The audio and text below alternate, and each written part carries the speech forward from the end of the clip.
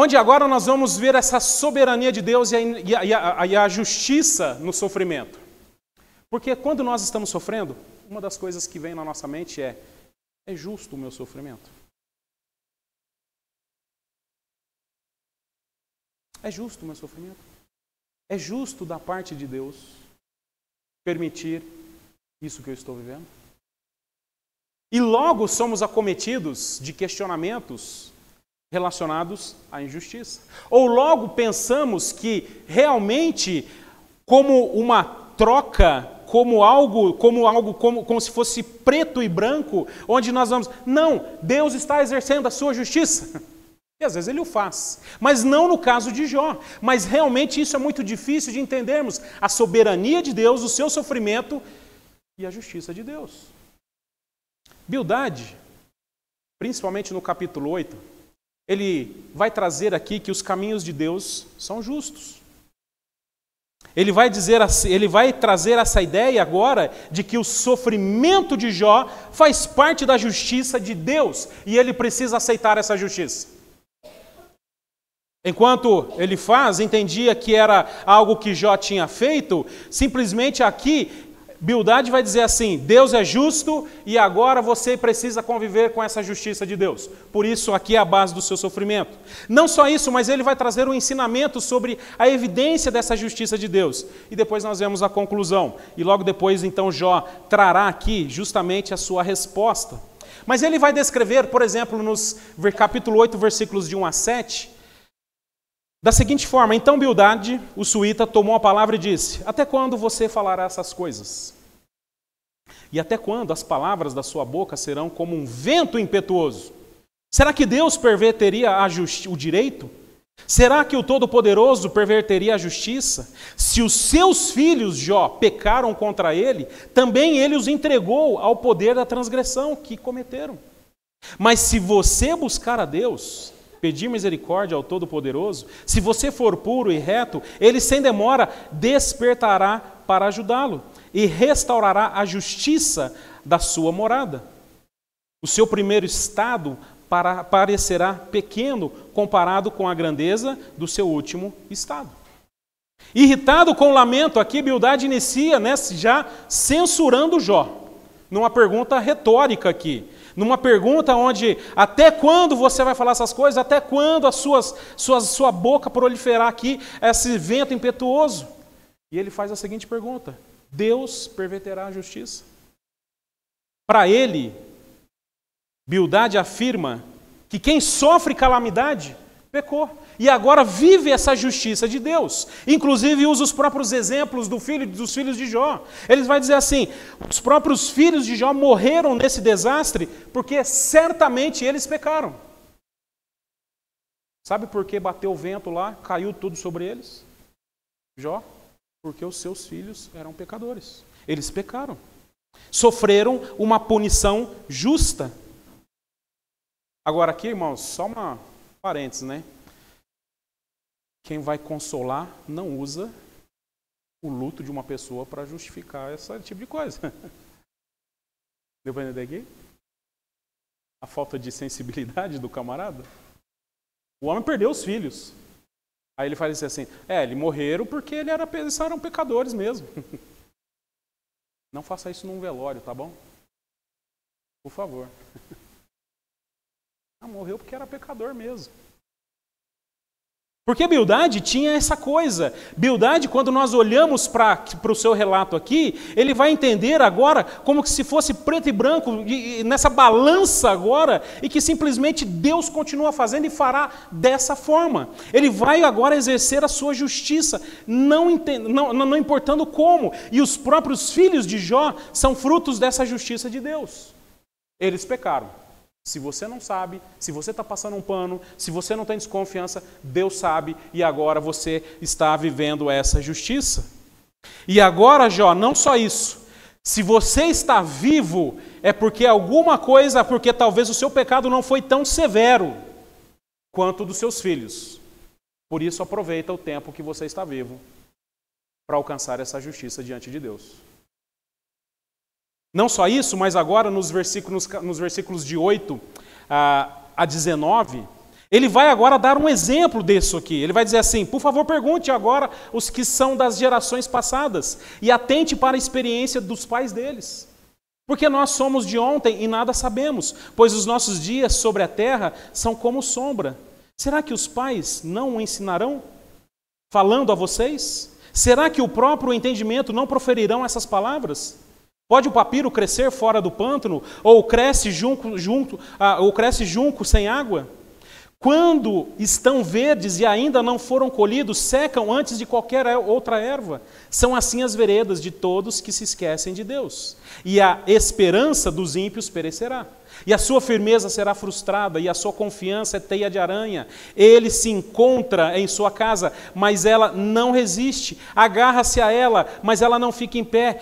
Ele é viçoso diante do sol, e os seus renovos se espalham pelo jardim, e as suas raízes se entrelaçam num montão de pedras e penetram até as muralhas. Mas se o arrancam do seu lugar, esse o negará, dizendo: eu nunca vi você, eis que deu a sua vida, e do pó brotarão outros. É interessante porque agora a Bildade faz justamente vai agora ensinar e vai descrever que essa justiça, justamente aqui, ela é explicada pela própria natureza. Ele vai usar aqui o papiro, a fragilidade de uma aranha, e agora como uma trepadeira que cresce e que mesmo arrancada vai dar frutos em outros lugares. Justamente assim é a justiça de Deus. Onde muitos ímpios pensam agora que agora as suas obras, como um papiro, como um junco, que cresce e que floresce e que é uma planta vistosa, mas simplesmente falta água e ela murcha e o sol a resseca. Frágil.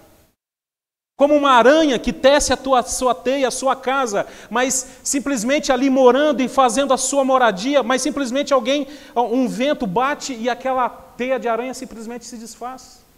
Assim é o injusto perante Deus. Mas ele vai aqui também trazer a habilidade de uma planta que cresce a despeito dos grandes obstáculos, quando ele está vivendo essa justiça. É interessante porque ele vai usar justamente as leis da natureza para chegar a essa conclusão. Jó, olha a natureza, olha o que acontece na natureza, é isso que está acontecendo com você. É a mesma coisa que se eu dissesse assim: pegasse um irmão aqui da igreja, que está caído, está com a boca no pó, ele caiu na fé, e ele viesse conversar comigo, e eu ia dissesse assim: você conhece a lei da gravidade? Você conhece a lei da gravidade? A lei da gravidade é que existe uma situação onde a Terra atrai, estou explicando aqui de forma bem resumida, tá bom? Por favor, os professores, os físicos aqui me perdoem, tá bom? Mas que a Terra atrai para ela, né, as coisas. Ou seja, se você subir no 10º andar, a Terra vai atrair você para baixo, para ela. Ou seja, você vai cair. Essa é uma lei de Deus. Não brinque com essa lei. Tem gente que brinca com essa lei. Você vai ver na internet um monte de gente brincando com a lei da gravidade. Aí ele se joga, ele pula, né? Ele dá aqueles... Lembra do parkour, que jogava aquele parkour, não sei o quê, aí o cara se arrebentava, estava desafiando a lei da gravidade. Alguns até o quê? Morre. Aí o irmão chega assim: pastor, eu estou caído, eu estou sentindo que eu caí na fé, que não sei o quê. Eu falei: então olha para a lei da gravidade. Deus fez a lei da gravidade. Olha, se você está lá no alto e você cai, significa que a terra te puxou, é isso mesmo. Significa então que você agora, olha a sua situação, meu querido, você caiu justamente porque você infringiu alguma lei. Porque você deixou de cumprir alguma lei, assim como alguém cai diante da lei da gravidade. Estou aqui resumindo só. Ou seja, o seu pecado é algo justo, o que você está vivendo. Bildade faz essa ilustração aqui. Ele olha para a natureza e diz assim: Deus sempre vai fazer assim, Deus sempre vai exercer a sua justiça. Mas não era o seu caso de Jó. Esse era o caso de Jó. Se você não estava aqui nas primeiras mensagens, você vai ver que não era o caso de Jó. Porque Jó era íntegro e reto diante de Deus, um homem justo. O próprio Deus afirma isso sobre Jó. O próprio Deus, criador das leis, aquele que faz a natureza, aquele que estipula as leis naturais, justamente declara esse homem íntegro, reto e justo. Ou seja, Bildade, você não sabe de nada. Apesar de fazer sentido o que você está dizendo, não se aplica a Jó. Ele continua descrevendo isso no final do capítulo 8, descrevendo assim: eis que Deus não rejeita o íntegro, nem toma malfeitores pela mão. Ele encherá sua boca de riso e seus lábios de alegria. Os que o odeiam se cobrirão de vergonha, e as tendas dos ímpios não subsistirá. Se os irmãos perceberem, eu até fiz ali as cores ali relacionadas, né? Porque ali ele vai dizer assim: Deus não rejeita, logo enche a boca de risos e alegria. Os malfeitores não tomam malfeitores pela mão, logo esses cobrirão de vergonha, e a tenda dos ímpios não subsistirá. Se os irmãos perceberem aqui, pelas próprias leis naturais, que o próprio Bildade defende aqui, ele vai dizer assim: Deus não rejeita o íntegro, é impossível isso. Da mesma forma que Deus não toma pela mão o ímpio, Deus não abençoa o ímpio. Deus não rejeita o íntegro, Deus não abençoa o ímpio. Deu para entender aqui o que ele está dizendo? Por isso, irmãos, quando nós olhamos para o ensino e a visão de Bildade em relação a Deus, é que ele vai dizer quase que num sentido aqui de justiça, levando aqui esse entendimento muito limitado sobre Deus. É como se estivesse colocando Deus numa caixinha. Deus não pode fazer isso. E Deus fará isso. Deus não tem a capacidade de fazer isso. Deus não vai agir com essa incoerência aos meus olhos. Deus não vai ser injusto aos meus olhos. Mas aqui nós observamos, e logo ele chega à conclusão, que o problema de Jó é diante da sua injustiça. O erro de Bildade é justamente elaborar a sua teologia nas premissas de uma doutrina de retribuição, onde agora eu exijo a retribuição por aquilo que eu não faço, ou faço. Ele apoia aqui justamente nessa ideia. Ele apoia aqui justamente de que Deus não pode fazer isso ou não pode fazer aquilo. Agora, irmãos, isso se aplica a Jó? Porque ele diz assim, Deus não rejeita o íntegro, mas Deus diz, Jó é homem íntegro e reto diante dele. E Jó se sente rejeitado. E de fato parece como que se Jó estivesse sendo rejeitado por Deus. Agora, todos os malfeitores não são abençoados? Todos os malfeitores não são abençoados? Deus vai cair a chuva que hoje caiu sobre os bons e sobre os maus. E o que eu quero dizer com isso? Que dentro dessa caixinha que nós colocamos o nosso Deus, nesse pragmatismo teológico, quase que de um seminarista de primeiro ano aqui, tá bom? Não o Rodrigo, porque ele não é de primeiro ano. Que agora, eu me lembro quando eu cheguei no seminário, no meu primeiro ano, sentei na cadeira lá para estudar teologia, e eu falava assim, não, mas Deus tem que fazer isso, Deus não faz assim, Deus tem que ser assim, Deus tem que ser... Não sabe de nada, inocente. Mas eu sabia de tudo. Porque na minha cabeça limitada, Deus é assim, Deus não é assim. Deus é assim, não é assim. Deus faz assim, mas não faz assim. Quem é você para definir o que Deus faz e o que Deus não faz? E aqui o grande problema é que muitas vezes nós queremos justificar Deus ou defender Deus com a própria moralidade, que nem de nós vem, mas vem do próprio Deus das Escrituras, mas nos esquecendo agora que Deus aqui permite o mal, Deus se utiliza do mal, inclusive o próprio Satanás como agente desse mal, mas ele continua sendo bom, continua sendo santo, continua sendo Deus agora que não pode ser condenado mesmo usando disso. Como é que você explica a seminarista do primeiro ano? Mas eu cheguei no seminário? no meu primeiro ano? Peito estufado assim? Sentei, não, mas Deus não pode fazer isso. Deus não é assim, mas Deus... E aí ano passando e só levando um tapa na cara. Não sabe de nada, meu filho. Por que eu quero dizer isso, irmãos?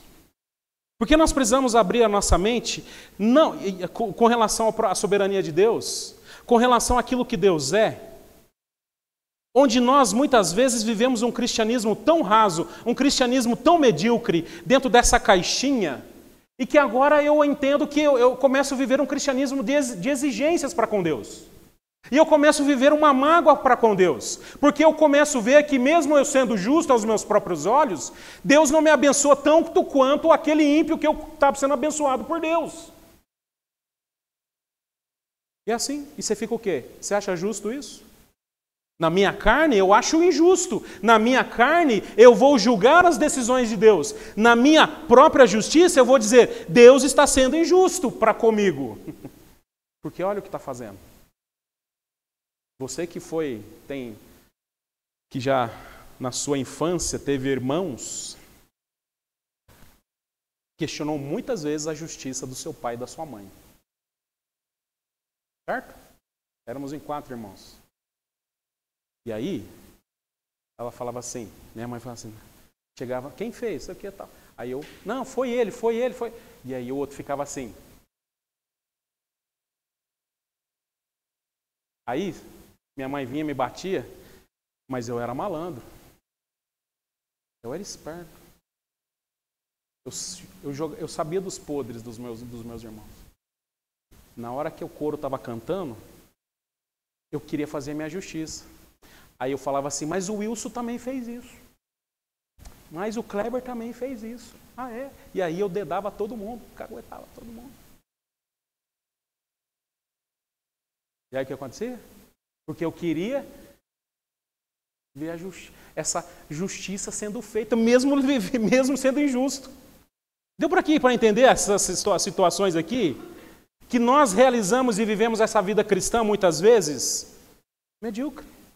Achando que Deus pode e que Deus não pode certas coisas. E que o nosso próprio sofrimento que nós vivemos, comparado a ímpios que não têm esse sofrimento que eu estou tendo, é injusto. Mas quem sou eu, ó miserável pecador, para decidir o que é justo e injusto diante de Deus? Não é isso que a gente estudou em Romanos? Quem sou eu? Quem é Jó? Quem é Bildade para decretar alguma sentença jurídica para culpar Deus de atos indecentes, injustos? Quem são esses homens? Quem são? Por isso, irmãos, eu desafio você, em nome de Jesus, que a sua vida cristã amadureça, cresça, e muitas vezes crentes estão vivendo há anos na igreja de forma deprimente, triste, porque simplesmente colocaram Deus numa caixinha de promessas. Conhece a caixinha de promessas? Você lembra da caixinha de promessas? A Rebeca lembra. Antigamente vendia uma caixinha que chamava caixinha de promessas. Vinha bonitinha assim, um negócio bem arrumadinho, você dá de lembrancinha de Natal. Aí a caixinha de promessa era você puxar um versículo do dia, assim. Eu era bem místico naquela época, um cristão místico, a galera fazia isso, puxava, deixa eu ver. Ixi, esse versículo não é para mim não. Esse aqui acho que não é para hoje não, deixa eu mudar. O Senhor é meu pastor e nada me fala. Esse é bom, esse aqui eu gostei. Esse falou para mim. Esse, acorda, ó tu que dorme. Não, esse não. Esse não. Acorda, tu que dorme. Não, esse não. Põe de volta na caixinha de promessa. É assim que as pessoas vivem a sua vida cristã. Mas olhando para tudo isso, é assim que Bildade interpreta Deus. É assim que Bildade entende a complexidade do sofrimento de Jó.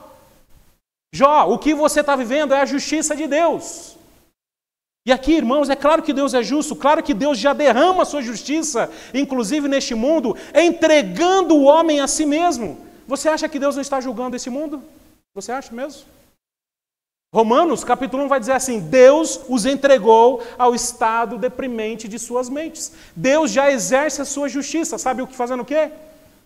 Deixa eles fazer. Entregue eles a si mesmo. Essa é a disciplina de Deus para com o mundo. Deus os entregou a essa disciplina. Qual é o resultado disso? O mundo está uma maravilha, né? O mundo não tem guerras. O mundo é aquela música dos Beatles. Paz, a galera sorrindo, a galera legal. É isso? É isso? Vou fazer aqui dar uma dica para você de criação de filhos. Entrega seu filho a ele. Fala assim: meu filho, a partir de hoje, você vai tomar banho se você quiser. Meu filho, a partir de hoje, você vai estudar se você quiser. Meu filho, a partir de hoje, você vai comer se quiser, o que você quiser. Meu filho, a partir de hoje, você vai jogar videogame a hora que você quiser. Meu filho, a partir de hoje, você vai falar o que você quiser, até você me xingar, papai não vai falar mais nada. Meu filho, a partir de hoje, se você bater em alguém, ninguém vai te corrigir, ninguém vai te repriminar. Faça o que você quiser. Sabe o que você está fazendo com o seu filho? Entregando o seu filho a uma maldição. Porque você sabe, eu não preciso nem dizer o resultado disso. Ou preciso? É assim que Deus faz numa situação mundial, exercendo a sua justiça. Mas aí nós vamos observar no capítulo 9 a resposta de Jó, onde agora as preocupações de Jó se apresentam agora em discutir o seu caso para com Deus. Bom, se é uma questão de justiça, se eu estou agora sendo justamente sendo julgado por Deus, eu preciso me defender. Certo? Quando você recebe aquela intimação lá na sua casa, olha, compareça ao juiz, não sei o quê, tal, para você se defender. E aí Jó então quer se defender. Se esse é o caso, se eu estou sofrendo por causa da justiça de Deus, a preocupação de Jó, nos capítulos 9 e 10, vai justamente trazer esse entendimento. Como é que eu posso me defender diante desse Deus? E nos versículos de 1 a 24, que está pequenininho aí, a preocupação de Jó demonstra agora em discutir o seu caso para com Deus. E eu vou ler as partes vermelhas aqui. Na verdade, eu vou ler aqui. Então Jesus respondeu, então Jó respondeu: na verdade, sei que é assim. Assim é. Porque como pode um mortal ser justo então diante de Deus? Se quiser discutir com ele, nem mil coisas lhe poderia responder. Ele é sábio de coração e grande em poder. Quem ousou desafiá-lo e sobreviveu? Aí Jó traz aqui justamente aspectos da soberania de Deus, da grandeza de Deus, da criação de Deus. Ele remove os montes, ele justamente sem que saibam que sua ira ele os transtorna. Deus remove a terra do seu lugar, faz as suas colunas estremecerem, dá ordem ao sol, esse não sai, e a sela das estrelas, sozinho ele estende os céus e anda sobre as costas do mar. Esse é o nosso Deus. E aí ele vai dizer assim: eis que ele passa por 1000 e não o vejo, segue diante de mim e não percebo. Eis que arrebata a presa. Quem pode impedir? Quem lhe dirá o que está fazendo? Ele continua ainda no capítulo, descrevendo: como então poderei eu responder a ele? Como escolher as minhas palavras para argumentar com ele? Ainda que eu fosse justo, não lhe responderia, pelo contrário. Pediria misericórdia ao meu juiz, ainda que eu chamasse, ele me respondesse, nem por isso eu creria que ele me desse ouvido à minha voz. Ele ainda continua. Ele é forte. E se é uma questão de justiça, ele dirá: quem pode me intimar? Ainda que eu seja justo e a minha boca me condenará. Embora eu seja íntegro, ele me declarará culpado. Eu sou íntegro, mas não importo comigo, não faço caso da minha vida. Para mim é tudo a mesma coisa. Por isso digo, ele destrói tanto os íntegros como os perversos. Se um flagelo mata, de repente, ele rirá do desespero dos inocentes. A terra está entregue nas mãos dos ímpios e Deus ainda cobre o rosto dos juízes. Se ele não é o acusador disso, quem seria? É interessante porque justamente o questionamento de Jó, se é uma questão de justiça de Deus, o meu sofrimento, a causa dos meus problemas ou o sofrimento da humanidade, quem pode debater com esse acusador? Quem pode debater com esse juiz? Se os meus problemas, se os meus sofrimentos são consequências da justiça, se eu estou sofrendo a justiça de Deus, quem pode então debater com esse grande juiz? Porque Jó está afirmando, eu não fiz nada. Eu não fiz nada.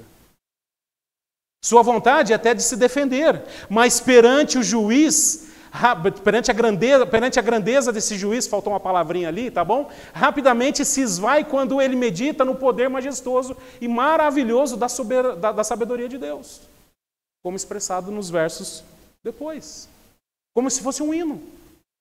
Jó está dizendo assim, olha, eu até entendo, tudo bem. É justiça? Estou sofrendo isso porque eu fiz alguma coisa de errado? Estou sofrendo isso porque agora eu descumpri alguma vontade de Deus, porque eu pequei contra o Senhor? Inclusive no final do texto ele vai usar até algumas palavras mais duras para com Deus ali, entendendo, trazendo essa ilustração de como que se fosse agora uma pessoa que o acusasse, um ser humano acusando, fazendo agora diante de um juiz. Então venha e faça a sua acusação, que eu quero me defender. Mas aí ele olha para a grandeza de Deus. Ele olha para a majestade de Deus e vai dizer, eu posso falar 1000 palavras, mas isso seria ainda insuficiente. Porque esse Deus é muito grande. Esse Deus é majestoso. Esse Deus é grandioso. Ele ainda, nos versículos 25 a 35, ele ainda vai descrever a sua incapacidade de demonstrar a sua inocência diante desse juiz. Ele vai dizer assim, se eu disser... Estou só lendo as partes vermelhas ali, irmãos. Vou esquecer a minha queixa e deixarei o meu ar triste e ficarei contente? Ainda assim todas as minhas dores me apavoram, porque bem sei que não me consideras inocente. Por quê? Ele não é um ser humano como eu, a quem eu responda. Se formos juntos ao tribunal, não há entre nós arbítrio que ponha agora a mão sobre nós dois. Entenda aqui.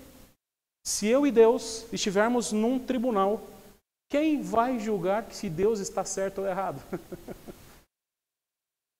Ninguém. Agora, é muito interessante, porque Jó descobre uma verdade sobre Deus aqui. Diante desse questionamento, diante dessa incapacidade de defesa diante de Deus, e ele derruba o argumento de Eldad sobre isso. Diante dessa grandeza de Deus, diante agora daquilo que Deus é impossível o homem agora se defender diante de Deus, mesmo diante das suas justiças ou injustiças. E Jó chega a uma conclusão magnífica aqui. E eu lembro de Romanos capítulo 3, versículos de 10 a 12.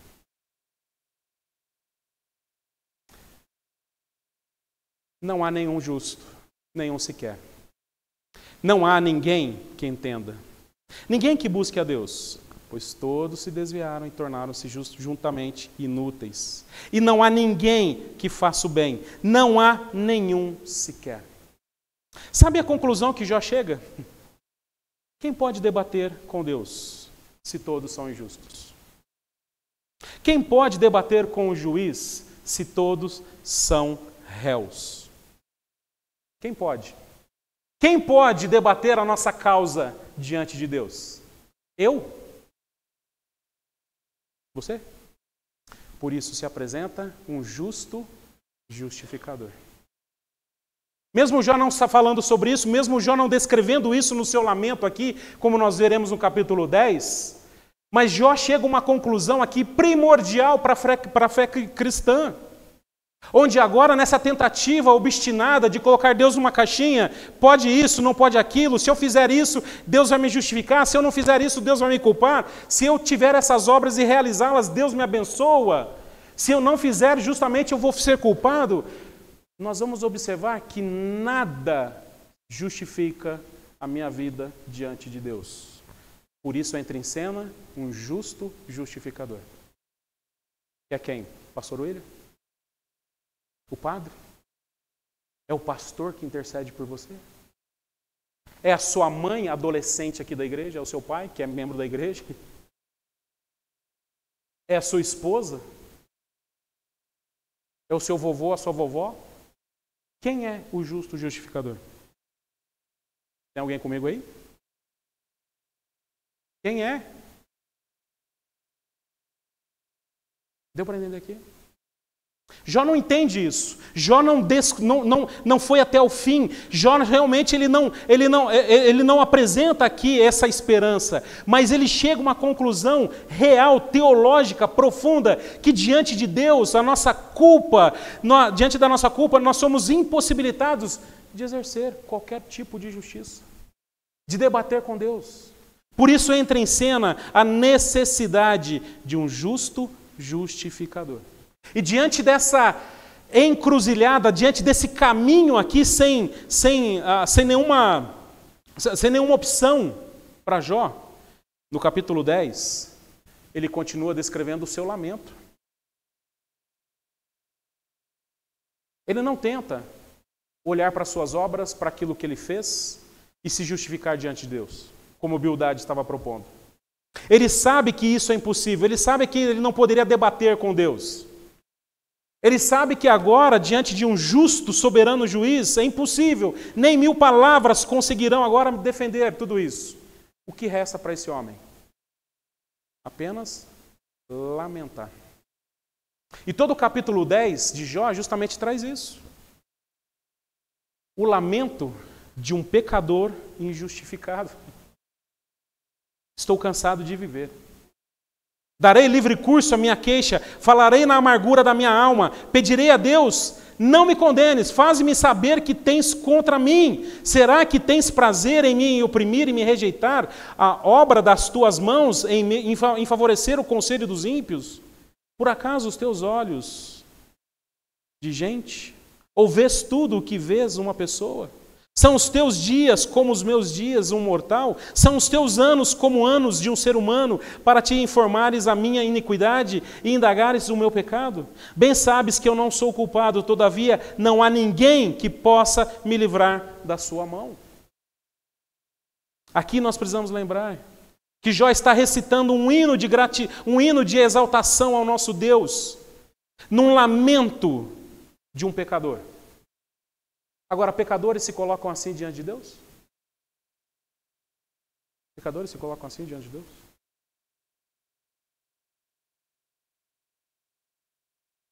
Pecadores vão na teologia de Bildade, vai dizer, o que eu posso fazer para consertar? Tá bom, fiz errado. Tá bom, eu pequei. Tá bom.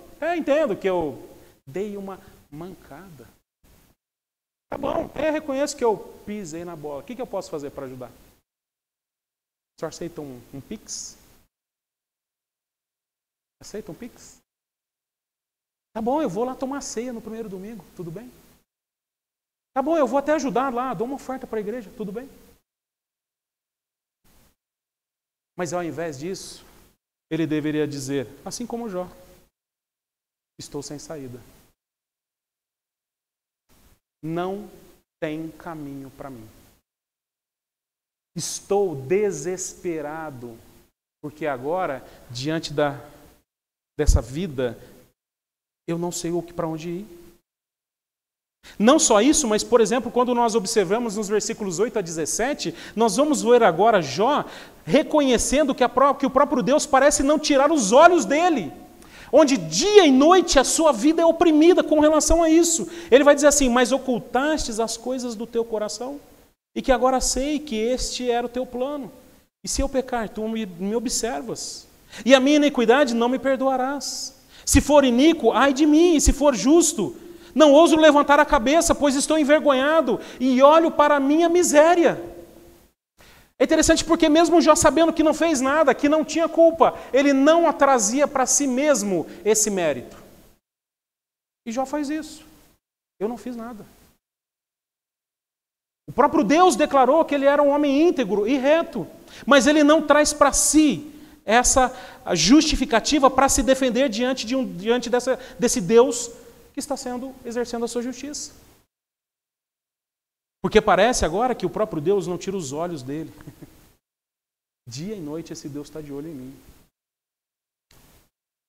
O que resta para Jó é o que ele descreve nos versículos 18 a 22.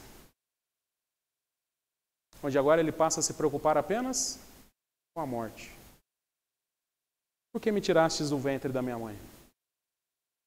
Eu deveria ter morrido antes que um olho me visse. Teria sido como alguém que nunca existiu e já do ventre teria sido levado à sepultura. Não são poucos os meus dias.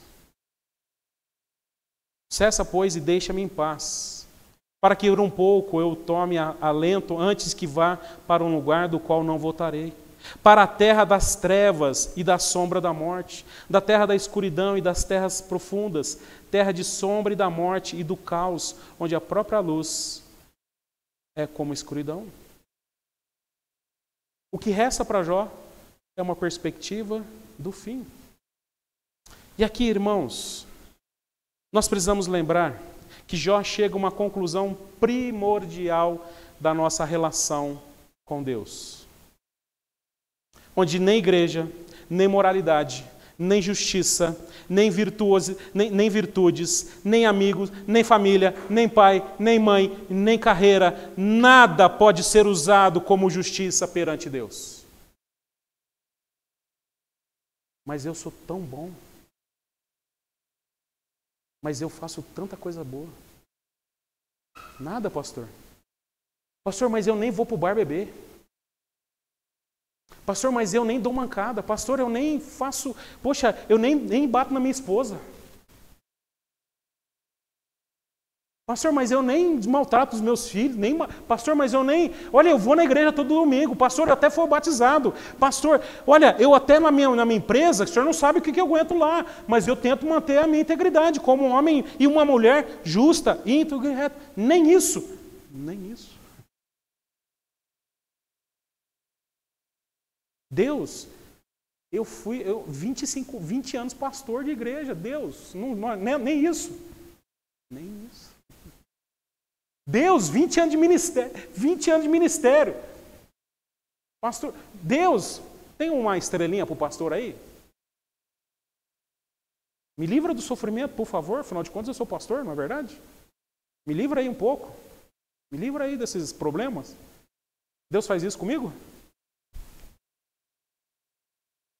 E eu olho às vezes para outros pastores e eu falo assim, nossa, mas aquele ministério, aquele pastor lá é bom, né, mano? O cara parece que nunca tem problema, nem ficar doente ele fica. Não tem dor nas costas, igrejona, olha, nadando no dinheiro. Olha isso, que coisa, né? E eu estou aqui no chão, é que eu sou chão de fábrica, né? Sou chão de fábrica, peão. Nem bispo eu sou, nem apóstolo, nem nada disso. Pastorzinho. Mas tem a minha carteirinha lá, tá bom? Pela minha carteirinha eu tenho. Mas Deus, eu tenho minha carteirinha da ordem. O número da minha carteirinha é 3882.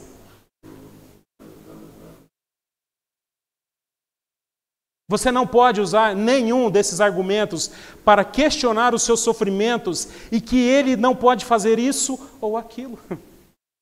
Você não vai poder. Deu para entender aqui? Você não pode construir uma vida com base em valores morais, éticos, virtudes, e agora achar que apenas isso será o suficiente para você se dar bem e não estar debaixo dessa soberania inescrutável de Deus. E é assim que muitas vezes as pessoas fazem.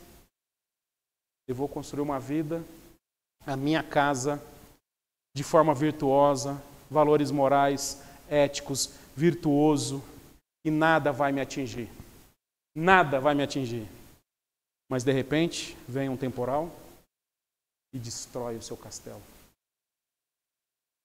De repente vem um temporal e destrói a sua vida. Mas até então você achava que nem Deus colocaria a mão na sua vida, não é verdade? Porque afinal de contas, a obrigação de Deus é me abençoar. Porque eu estou sendo valoroso, ético. Porque eu até vou na igreja. Porque no meu Deus, na minha caixinha, é assim que Ele deve agir. Onde agora eu me orgulho por causa disso. E você pensa agora que Deus não vai pedir isso de você, muitas vezes, para justamente trabalhar na sua vida, no seu coração, ou simplesmente cumprir os seus propósitos. É interessante porque Mateus capítulo 7, versículos de 21 a 23, o Senhor Jesus vai dizer assim: nem todo que me diz Senhor, Senhor, Senhor entrará no reino dos céus, mas aquele que faz a vontade de meu Pai, que estás nos céus. Muitos naquele dia vão dizer: Senhor, Senhor, não profetizamos em seu nome, e em seu nome não expulsamos demônios, em seu nome fizemos muitos milagres. Então lhes direi claramente, eu nunca conheci vocês. Afastem-se de mim, vocês que praticam o mal. É interessante que para essa lista de coisas que eles disseram que praticaram, não são pecados. Eles expulsaram o demônio, eles profetizaram, eles fizeram coisas em nome de Deus, mas Jesus vai dizer assim: afaste-se de mim, porque vocês praticam o mal. Porque tudo isso é praticado sem Cristo, sem o próprio Deus. Um Deus na sua caixinha. Um Deus agora dentro desse critério agora de bênção, porque Ele não pode deixar de me abençoar, porque eu estou sendo agora perfeito, uma pessoa bacana. Logo, quem pode então nos defender? Quem pode então nos defender diante de Deus? Quem pode agora, quem tem que entrar em cena, já que esses méritos, tudo isso que eu faço pode ser usado diante de Deus? É interessante que 2 Coríntios capítulo 5, versículo 21 vai dizer assim: aquele que não conheceu o pecado, Deus o fez pecado por nós, para que nele fôssemos feitos justiça de Deus. É muito interessante porque esse texto vai dizer assim: Deus vai olhar para a sua vida, para a minha vida, e se Ele não vê Jesus ali, você não tem justificativa. Por mais bela que seja a sua vida, por mais que você tenha uma família maravilhosa, por mais que você seja uma pessoa honesta, por mais que você agora esteja passando por dificuldades, você não vai poder dizer assim: mas olha, eu estou passando por isso, eu preciso que o Senhor faça a sua parte. Não, não, não, não. Se Jesus não estiver ali.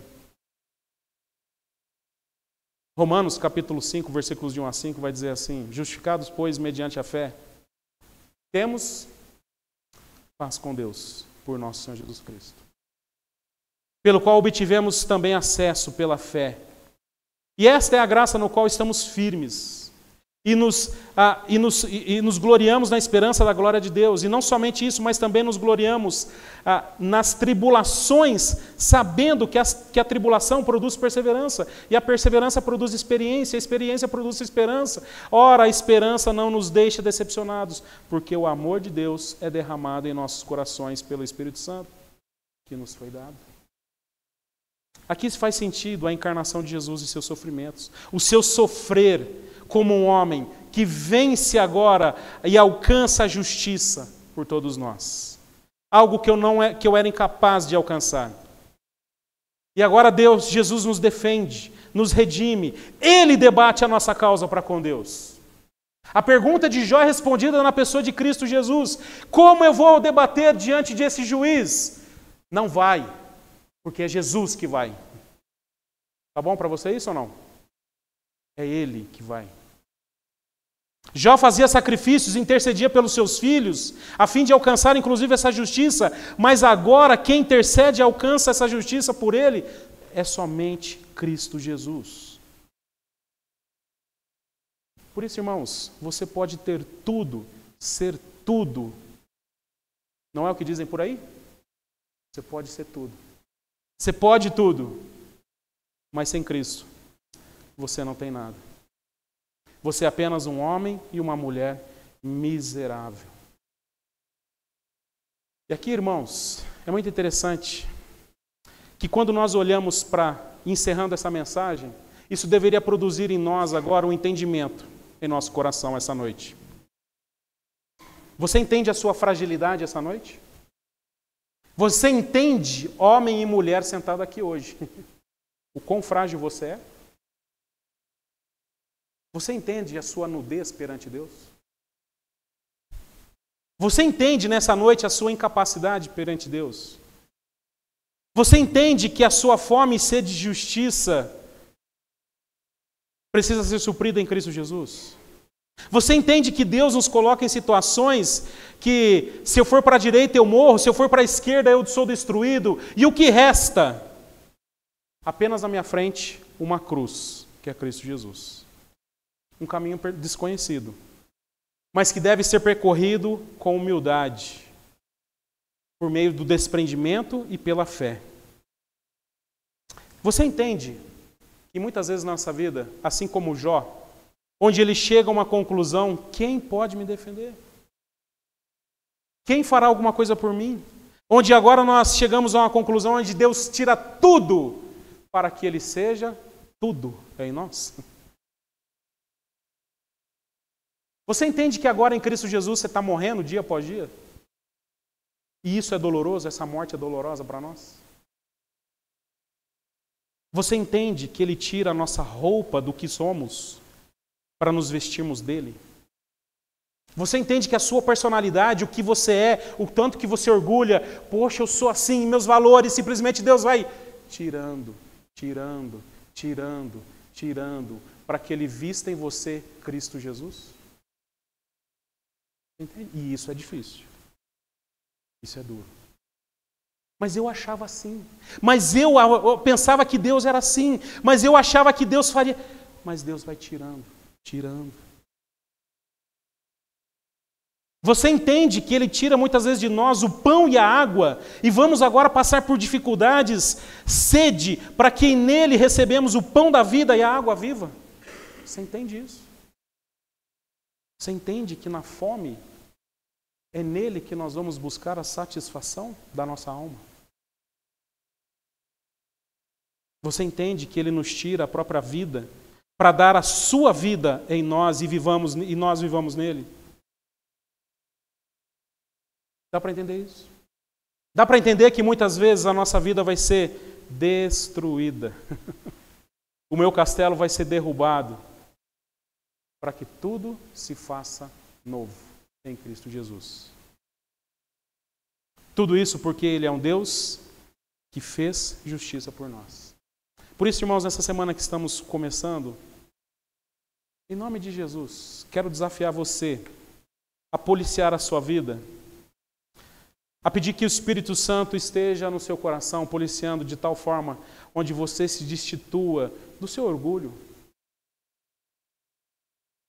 muitas vezes da sua arrogância, da minha arrogância, dos meus falsos valores, das minhas falsas pretensões, de achar que eu sou alguma coisa.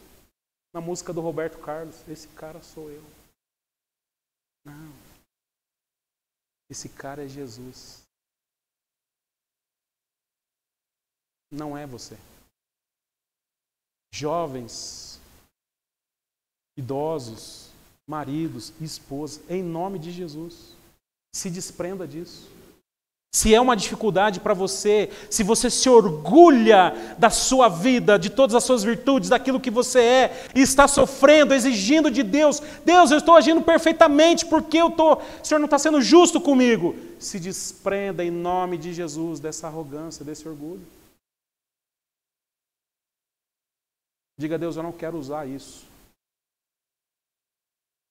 para exigir do Senhor uma vida diferente. Porque eu tenho em Cristo Jesus.